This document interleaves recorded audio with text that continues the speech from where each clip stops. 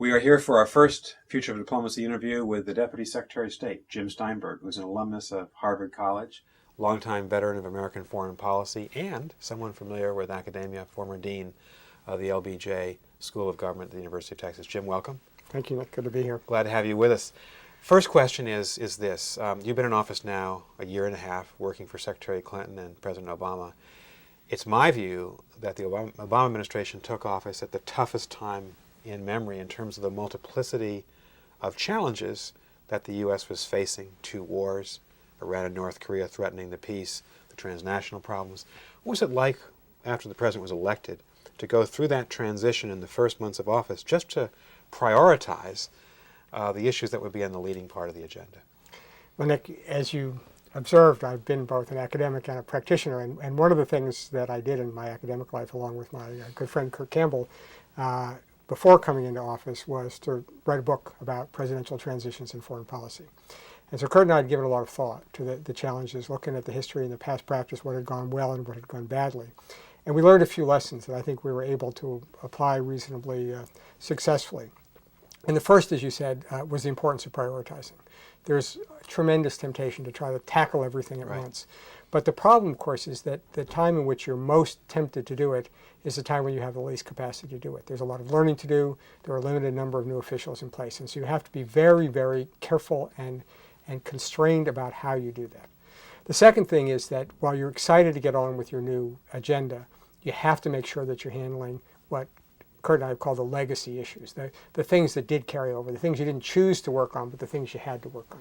And so we put a lot of priority in the very early going, particularly on the conflict situations, on Iraq and Afghanistan, to do a thorough review before we launched into actually implementing the new policy. We knew where we wanted to go in strategic terms, but we took the time to undertake the review on Iraq, undertake the review on Afghanistan and Pakistan, to make sure that our general orientation squared up with the facts on the ground as we began to learn some of the details which you inevitably don't know until you take office. Right. So I think that served us well. We didn't try to overload the plate. We had a few important early initiatives like the president's decision on Guantanamo, on torture, that set the tone of the administration. But we also took things recognizing that we had 4 or 8 years to do them. We didn't have to do them all in the first 100 days. Right. As you said, one administration to the next is a baton that's handed off. And you inherited some of the problems and also the opportunities of the Bush administration. But it also seemed to me, at least, with the president's clear and decisive victory, he wanted to set a new tone for American policy. So what did you see as the departures, the new initiatives that would, in essence, define the character of the Obama foreign policy? Well, I think there's both substantive departures and there's a difference in approach. On the difference of approach, as I mentioned, one of the first things the president did the second day in office was to issue the executive orders concerning interrogation practices, torture, Guantanamo and the like, to really make clear that the United States was going to take seriously its commitment to its own values and its commitment to the rule of law, both at home and abroad. And we wanted to send a very strong signal on that. The other thing which he had highlighted in his campaign was the importance of engagement, even with adversaries. And so he made very clear from the outset that we would be prepared to engage with potential adversaries or those with whom we had serious differences, and make clear that we were prepared to do things like participate in the so-called P5+1 in dealing with Iran right from the start, to really send a different signal. On the substantive side, we identified a few areas where the president wanted to move in a very dramatic new direction. One of the most important of which was nonproliferation, and his Prague speech in April, just 3 months into office, where he set out a very dramatic new agenda for moving forward on arms control, on reducing the role of nuclear weapons, on strengthening the nonproliferation regime. So those are a couple of examples where we wanted to move quickly to set a new tone and set a new direction. Right.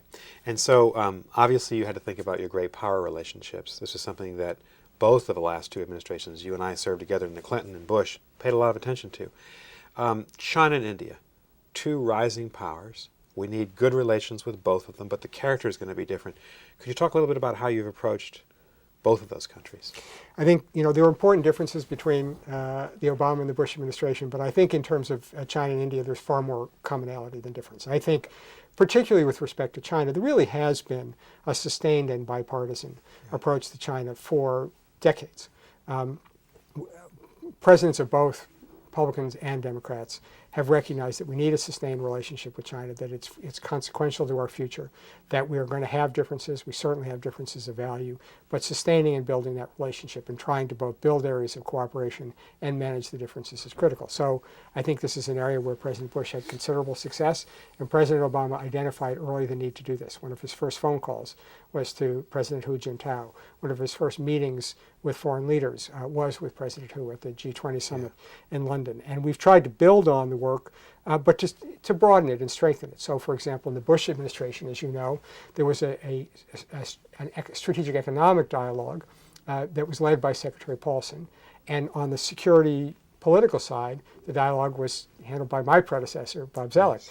We elevated that to make sure that Secretary Clinton was the partner of Secretary Geithner and created this new format, the strategic and economic dialogue that brought together two strands, that didn't compartmentalize those things, and allowed for this much broader-based engagement with China.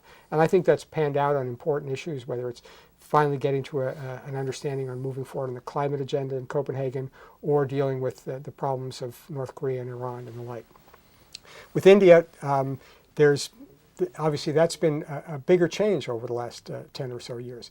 At the end of the Clinton administration, we just began to open up a new chapter in a more positive relationship. You personally and the Bush administration took that to a new level. And I think, were able to build on the work that you did to, again, broaden the effort, to build on the civilian nuclear power deal, which had important psychological impact. But then to take it to make sure that we really developed all the different elements, economic, political, security, and people-to-people in the relationship.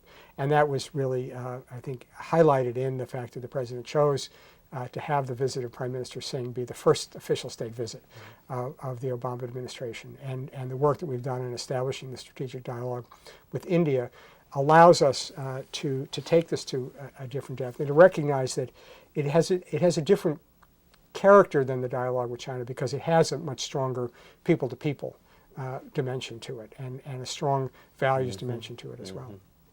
Thank you. We're launching this Future of Diplomacy project. It's meant for this university and the students here to accentuate the importance of diplomacy as a national security instrument. One of the challenges that President Obama has taken head on is talking to difficult regimes like Iran. Has that policy of being open to have frank discussions where we disagree but we engage, is it working for the United States, and where do you find its greatest challenge? Well, I think we've all been animated by the kind of spirit of President Kennedy's observation that you should never negotiate from fear, but never fear to negotiate. Right. And it in some respects it seems almost elementary, in the sense that if there's an opportunity through dialogue to reach a result that meets our national security interest, why not? And if the dialogue doesn't succeed, the engagement doesn't succeed, you're in a better position to pursue other avenues. So it's in a way, it's a no-lose proposition. If you have enough confidence, if you don't see engagement as a reward or somehow a concession or a sign of weakness, but rather a sign of strength and confidence in your position, you win either way. Either you succeed through the engagement, or you succeed in convincing others that you gave it a serious try, and that they are more likely to follow you down a different path. And I think the evidence has been very clear in dealing with both Iran and North Korea that it has paid off, even though the engagement hasn't produced the results we wanted, that it has made it much easier for others to join with us in taking tougher actions. And so it's a strategy. It takes away a kind of a tool of propaganda that the other side has. And so you take a less threatening situation, but one that was a challenge in your administration, was the dealing with Venezuela. Where we basically said, we're not going to have a confrontation with Chavez. We're prepared to talk to him. He hasn't much picked up on that, but it's still, we've been able to get others in the hemisphere to see that, he can't use this as a talking point, that the U.S. is demonizing him or refusing to engage. So across the board, I think it's proved to be a useful strategy with very little downside, and at least some clear potential benefits. Thank you. When you and I worked together back in the middle of the 1990s and the end of the 90s, the Clinton administration was fundamentally focused, of course, on global policy, we have to, but on Europe, because that's where a lot of the security challenges are. I'm sure it's now understood and accepted that those acute, vital, short-term concerns are in the Middle East now and South Asia. We're fighting two wars. The administration is trying to the president's trying to lead us out of Iraq. We've built up in Afghanistan. This must be an extraordinarily difficult complex of issues to manage. Can you talk about how the administration is approaching those vital issues? Well, I think the challenge, first of all, is to recognize that you don't have the luxury of just picking one issue to work on. Right. That all of these have profound impacts, and it's not just in the security realm. I mean, we've had to deal with the global financial crisis. People forget, even though we have a terrible challenge in dealing with the unemployment problem here in the United States, which preoccupies the president, that we were on the verge of a global meltdown when we first took office. So, so you have to be able to deal with a lot of different problems at the same time. The second thing is, although you're right in saying that the challenge geographically is not in Europe, one of the things that is an advantage in dealing with this is to have strong partners who can work with you. And so one of the reasons we're able to deal with some of these things is we're not doing it alone in Afghanistan. We're not doing it alone in dealing with Iran. We have the quartet that's supporting the efforts in the Middle East peace process. So having capable partners who see you as somebody that you want to work with allows us to be able to do more, to expand our field of vision and to be actively engaged. I think the other thing that we've done, I think the Secretary very early on understood that having a strong and capable team at the State Department extended her range. And there was a lot of debate about the special representatives and the special envoys when we first took office. Richard Holbrooke, George Mitchell. Steve Bosworth on North Korea, Scott Gration in Sudan, and the like. But she, from the beginning, saw, and something I strongly supported, that these didn't take away from her role. They enhanced her role because it gave her more scope, more ability to help engage in all of these different areas, and I think that's also worked out very well. Right. And talking about continuity between administrations, I know it was a great ambition of Secretary Rice that we enlarge the Foreign Service, add to the ranks, because we needed to have a greater impact both in Washington and around the world, but the person who made that happen was Secretary Clinton and yourself, the people who did. And so now you have a new influx of Foreign Service officers. Does that give you greater confidence that state can really hold its weight both in Washington and around the world, because it must? It's obviously a big plus, and I think it was a tribute both to President Obama's recognition of the importance of this, even though we have challenging budgetary demands, and Secretary Clinton's very good relations with her former colleagues on the Hill that helped us not only get it into the president's budget, but get some of this funding approved. It's not just the numbers; it's the kinds of people we're getting to. Mm-hmm. I have the privilege of often presiding over the graduation ceremonies for our, when you swear in the officers after they finish their introductory diplomacy training, and you look at the group; they're diverse in background, race, ethnicity, gender, and experience that they bring to it. They're younger and older. We have a lot more former military officers who have now come into the Foreign Service, different skills, different backgrounds, and that's really increased our capability, not more than just linearly by the increased numbers. And I'm really impressed, and it's why I just feel very excited about the capacity it gives us to not only do our own work, but to partner with other agencies, including the Pentagon and the military, to bring all the tools of power to American interest abroad. Right. It's been an extraordinary 9 years. We've just marked the anniversary of 9/11 in the United States, where U.S. foreign policy, at least in part of the Bush administration, was characterized by an intense reliance on the military. We ended up in 2 wars. Do you see the return of diplomacy as a major focus, both of the president's philosophy of policy and also the reality now of building a bigger State Department? Well, as you know, we have 2 Ds, which is not just diplomacy but development, and I think it's important to emphasize that because the Secretary has made clear that she thinks it's a 3-legged stool, that the President thinks that, and importantly, Secretary Gates thinks that too. Defense, Secretary diplomacy, of Defense, and development. Right. Yeah. So, yes, there's no question about it, that nobody understands better than the military about the value of diplomacy and development because they recognize that it's rarely a good option, and it's often a difficult option to have to rely on the military. It's a blunt tool in many cases, and it's also tends, if the civilian side can't step up to the plate, it puts a lot of burdens on the military in ways that can stretch them or move them in a direction that undermines their ability to deal with the core mission of defending the country. So a balanced approach is critically important.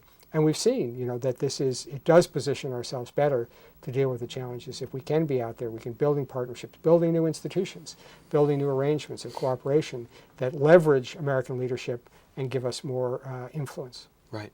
A final question, Jim. So this era of globalization is presenting these huge, difficult challenges like climate change and terrorism, but also some great opportunities. So a two-part question. What do you most worry about in terms of American national security and our foreign policy interests, and where do you think maybe the biggest upside is? What's our great opportunity as you look forward? I think they're the flip side of the same coin, which is I worry that we will lose the national consensus in favor of a sustained, engaged international policy, that we won't be able to have the national commitment to provide the resources and the willingness to take on the leadership responsibilities that we need to do to protect our interests. But the flip side of that is I think the world still hungers for American engagement and leadership, Right. and that there are huge opportunities. The Secretary talked about a new American moment in her speech at the Council on Foreign Relations last week. Right. That moment is not a hegemonic or compelling one. It's an opportunity for America to show the far-sighted leadership that the greatest generation showed in building the structures that we had after World War II to create the new structures for the 21st century. That's an enormous opportunity for us. The world welcomes our engagement. They're grateful to see us out there more, and I think that provides a great opportunity for us. Thank you. Jim, thank you for your service to our nation, and thank you for being with us at your alma mater today. Thanks for having me. Appreciate it. Thank you.